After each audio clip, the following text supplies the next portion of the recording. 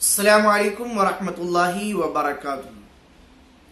एक बड़ा ही अहम मसला हम लोग और सीखते हैं कि वज़ू के बाद जो आज़ा से टपकने वाला पानी है, मस्जिद में वो पानी गिराना चाहिए या नहीं। मस्जिद से मुराद वो आईने मस्जिद जहाँ पर नमाज होती है, जो सिहन है और वज़ू खाना है, वहाँ नहीं, जो बिल्कुल आईने मस्जिद है। वज़ू खाने पर ही अच्छी तरीके से इसे इतना खुश्क कर ले, पोंछ ले कि अब टपकने ना पाए। हाँ, उसके कुछ असरात बाकी हों। मस्जिद में वो पानी टपकाना कैसा है कैसा नहीं, तो सुनते हैं। आज़ाए वज़ू से टपकने वाला पानी मस्जिद में गिराना ये मकरूए तहरीमी है, यानी हराम के करीब है।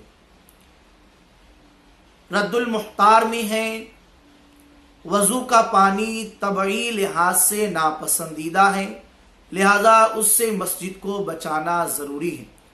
फतावा रज़विया में है, वज़ू के क़तरों से कपड़ा नापाक नहीं होता, मगर मस्जिद में उनका गिराना जायज़ नहीं।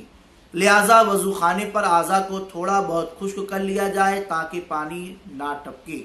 अलबत्ता मुकम्मल खुश्क नहीं करना चाहिए, क्योंकि बरोज़ क़यामत वज़ू की तरी भी मीज़ान में तौली जाएंगी। हदीस पाक भी सुनते हैं कि हज़रत मुआज़ बिन जबल रज़ियल्लाहु ताला अन्हु से मरवी है कि मैंने रसूलुल्लाह सल्लल्लाहु अलैहि वसल्लम को देखा कि जब वज़ू करते तो अपना चेहरा अपने कपड़े के किनारे से पोंछते।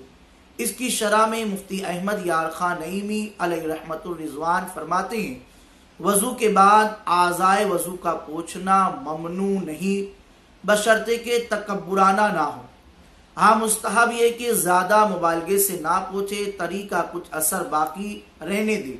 और तिरमिज़ी शरीफ की भी हदीस पाक है कि वज़ू का पानी क़यामत के दिन नेकियों के पल्ले में रखा जाएगा। लिहाजा मस्जिद में बिल्कुल पानी ना टपकाया जाए, थोड़ा बहुत रहने दे तरी। क़यामत में इंशाअल्लाह इसकी बरकतें ज़ाहिर होंगी और हमेशा बावज़ू ही रहने की कोशिश करें। अल्लाह पाक हमें अमल की तौफीक अता फरमाए।